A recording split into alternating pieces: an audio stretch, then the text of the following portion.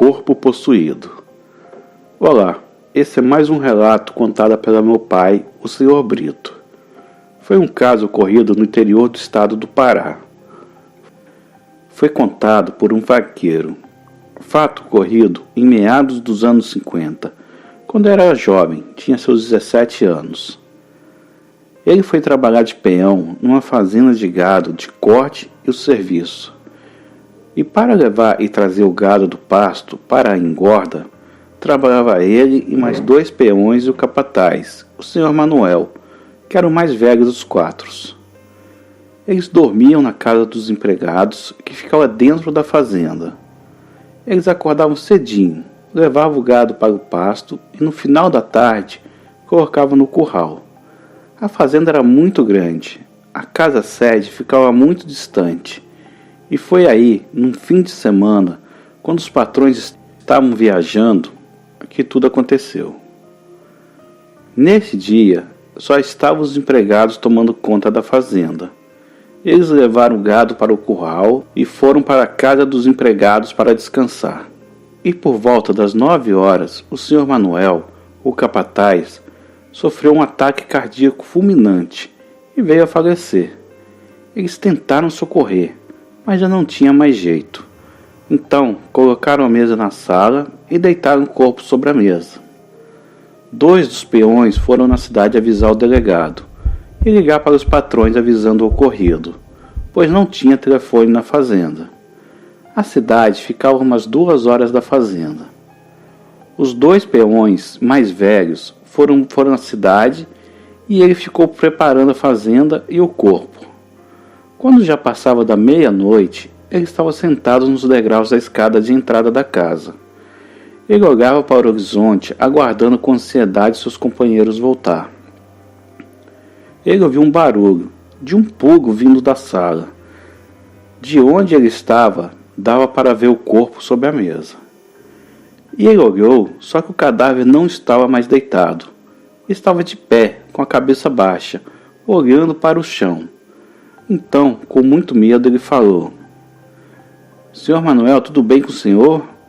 Foi aí que aquele corpo possuído, por alguma coisa, correu em direção a ele, querendo pegá-lo. Ele correu o mais rápido possível e foi em direção ao curral, se embrenhando no meio dos bois. Aquilo cercava o curral de um lado ao outro, mas não entrava pelo meio dos bois e ficou parado olhando. Depois de muito tempo, ele falou assim: "O que te salva é que eu não posso entrar onde esses animais se encontram, para poder te pegar." O cadáver possuído voltou para casa e se deitou na mesa. Depois de algumas horas, o rapaz correu até a porteira e subiu no mastro do portão, que era alto. Ficou sentado até seus companheiros aparecerem. Lá, pelas 2 da madrugada, eles chegaram. E quando foram abrir o portão, ouviram o grito do rapaz. Levaram um susto e perguntaram com um tom de gozação o que ele fazia em cima do mastro da porteira. Isso tudo era medo de ser um morto. Ele então desceu e falou o que tinha acontecido. Mas os peões não acreditaram muito na história. O rapaz pedia a eles para ir à cidade e voltar pela manhã com a polícia. Mas foi inútil. Eles foram até a casa. Os 2 peões na frente e o rapaz bem atrás. Estava tudo calmo, mas quando eles pisaram no primeiro degrau da escada, o cadáver se pôs em pé e correu na direção dos peões. Eles que correram para os cavalos, montaram. O rapaz pulou na garupa de um deles e foram para a cidade. Voltando pela manhã com o delegado, 2 policiais e o padre, chegando na fazenda, o corpo do capataz estava no mesmo lugar, deitado na mesa no meio da sala. O padre entrou e jogou água benta e fez algumas orações, acompanhado do delegado e dos 2 policiais que estavam armados. Mas nada de anormal aconteceu. Só foi notado que o pé do morto estava sujo de lama e fezes de boi. Quando ele tinha morrido, estava de botas e seus pés estavam limpos. Só tiraram as botas depois que colocaram seu corpo sobre a mesa.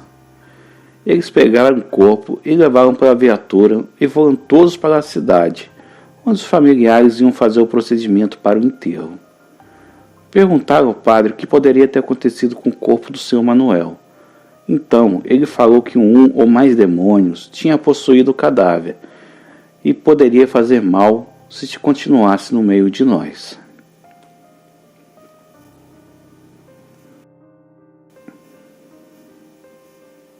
O pássaro morto. Júlio foi um grande amigo que eu tive na época de ecotismo. Sempre brincalhão e com o astral sempre elevado. Era um de 3 filhos de um casal de funcionários públicos, que após se aposentar, deixaram casa para os filhos, compraram uma moto de estrada e foram viver a aposentadoria, viajando e morando nas estradas em meio a lugares inóspitos e longínquos. Certa vez, Júlio me contou uma história muito estranha, porém muito perturbadora e macabra. Segundo ele, nessa época, estudava numa escola agrícola, em regime de internato em Viamão. Essa escola é tradicional e está situada em uma área rural, com imensas extensões de campos e matas. Júlio tinha o hábito de acordar cedo, de madrugada, e ir fazer a barba e tomar banho na imensa área dos banheiros. Tinha a mania de deixar sua toalha de rosto em cima de uma das últimas pias. Enquanto Júlio fazia sua barba no escuro e mal iluminado o local, abre a torneira para limpar o pincel e o barbeador. Logo em seguida, os larga em cima da mesa, e qual é a parte de extensão das demais. Começa a lavar seu rosto e após terminar pega sua toalha. E qual não é maior seu espanto, pois o susto o supera. Tinha um pássaro morto da espécie sabiá, seco, se desmanchando. Júlio então pensou ser um trote de seus colegas, e que por sinal de muito mau gosto, usar o cadáver do pobre pássaro na única toalha de rosto que ele tinha. Ele enrola o pássaro na toalha e deixa de lado, para terminar de fazer a barba, quando de repente, pelo espelho, observou com surpresa a toalha começar a se mexer.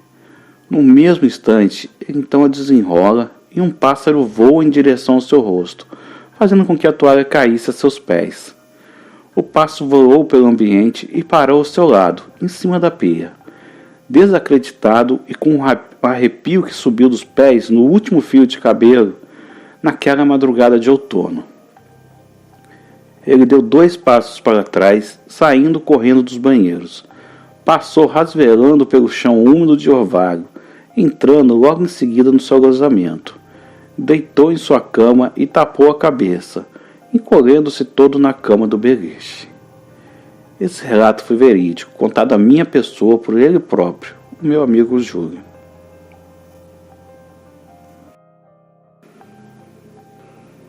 A mulher da gomba do cemitério.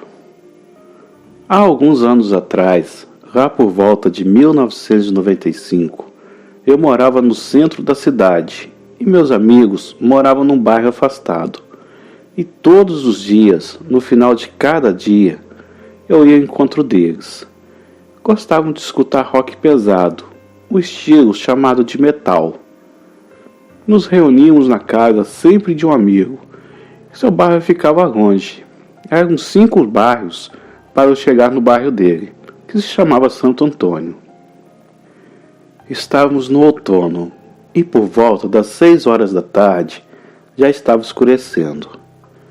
Eu me aproximava de uma praça na subida da lomba. É chamada de lomba do cemitério. Era uma rua com quarteirões de ambos os lados, com vários cemitérios antigos e históricos. Após passar por essa praça cercada de cipresses centenários e um clima bucólico, subia eu a lomba costeando o muro do cemitério da Santa Casa, por baixo das árvores e galhos que cobriam a calçada por toda a sua extensão. Eu estava escutando música no meu radiofone. Olhei para a frente e avistei a uns 4 metros uma mulher. Aparentava ter uns 30 a 35 anos. Usava um vestido com rendas, tinha os pés descalços e um sorriso contido esboçava em seu rosto. Tentei me aproximar, mas ela sempre afastava, se mantendo uma certa distância. Eu já estava quase próximo à entrada de outro cemitério, quando ela entrou de costas no cemitério. Eu corri para alcançá-la. Ao entrando no cemitério, acreditem, ela havia sumido. Olhei entre as árvores e pinheiros e nada. Saí, olhei para todos os lados e percebi que ela tinha desaparecido. Esse fato aconteceu comigo no início dos anos 90, na cidade de Porto Alegre, na rua Oscar Pereira, conhecido como Rua da Lomba do Cemitério.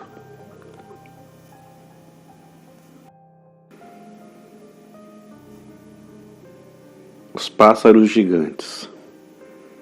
No ano de 2014, no dia 6 de janeiro, convidei minha namorada para conhecer o famoso e misterioso Parque Saint-Henri.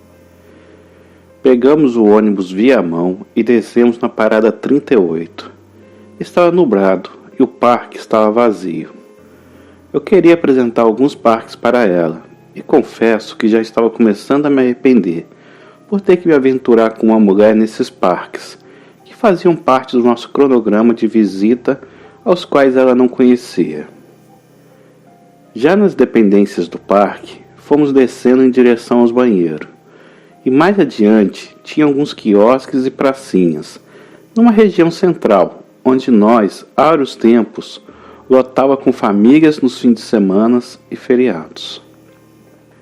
Após mostrar esta área para ela, descemos até a região onde fica um local para oferendas, e depois fomos próximos aos campos de futebol e ao campo de aeromodelismo.